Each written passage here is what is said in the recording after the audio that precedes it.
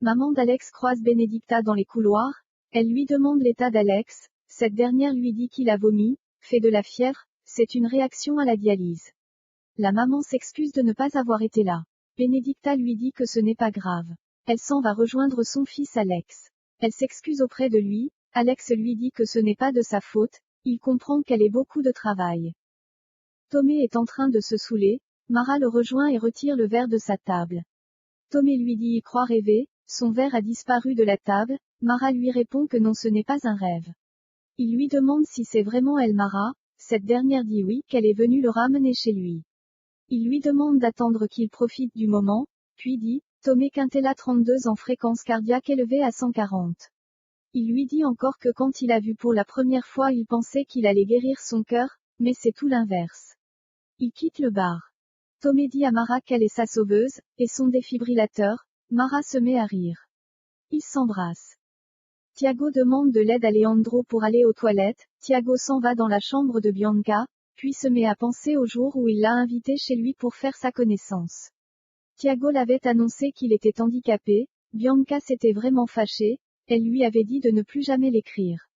Tiago enlève le tuyau de son respirateur artificiel, puis prend l'oreiller pour l'étouffer. Leandro entre dans la salle, puis lui demande ce qu'il fait là. Ce dernier lui répond qu'il est juste passé la voir. Leandro lui dit qu'il saigne beaucoup, pourquoi il a fait beaucoup d'efforts, il le ramène dans sa chambre. Tomé pense aux bisous échangés avec Mara, il reçoit un appel de l'hôpital, Mara aussi pense aux bisous.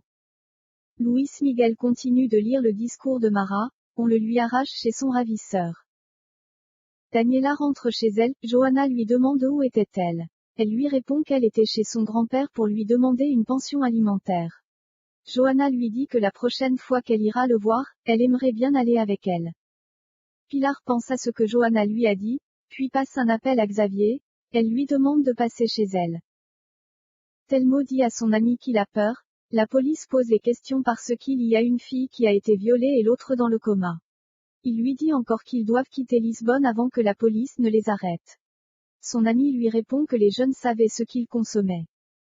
Soraya dit à Rafaela que Telmo et lui se sont remis ensemble. Rafaela lui demande si elle est bête, après qu'il ait fui avec l'argent de la moelle. Soraya lui répond que oui elle l'aime, et il va faire son business de tuku-tuku. Rafaela lui dit qu'elle est naïve, quel business de tuku-tuku. Soraya lui dit qu'ils vont récupérer leur fils Marco, puis s'en va.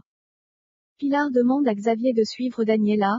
Elle lui dit qu'elle a peut-être caché son fils. Xavier lui demande pourquoi elle le pense. Pilar lui dit qu'elle a donné Luis Miguel à Daniela pendant 6 mois. Elle a eu tout ce qu'elle voulait depuis longtemps, mais vu que Daniela ne l'aime pas par rapport à des histoires du passé, elle voulait emmener Luis Miguel avec elle. Xavier lui demande combien elle paiera. Pilar lui présente des diamants. Xavier accepte de le faire. Tomé se rend vite à l'hôpital. Il demande à Tiago pourquoi il a fait ça. Leandro dit à Tomé, qu'on l'a de nouveau suturé.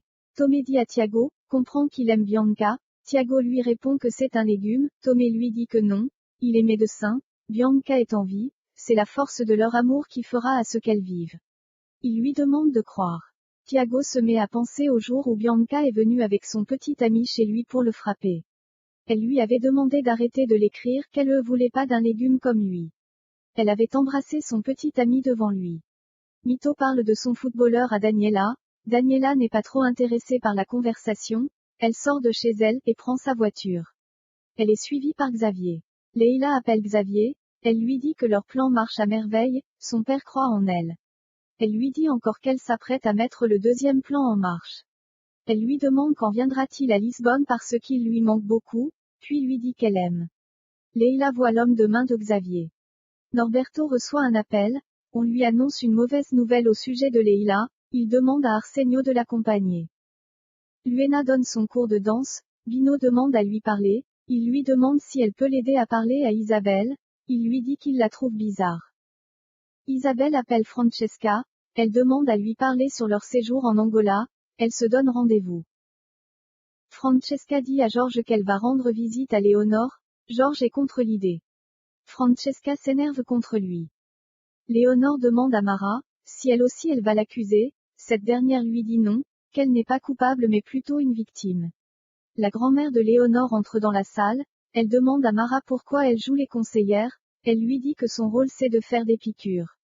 Mara lui répond qu'elle est maman de 2 filles, mais le rôle d'une grand-mère c'est d'aimer, chérir ses petits-enfants et non de les maltraiter. Elle lui dit encore au lieu de maltraiter Léonore, elle devrait l'aider parce que personne dans le monde ne le fera à sa place, puis s'en va. Mara et Tomé se croisent dans les couloirs.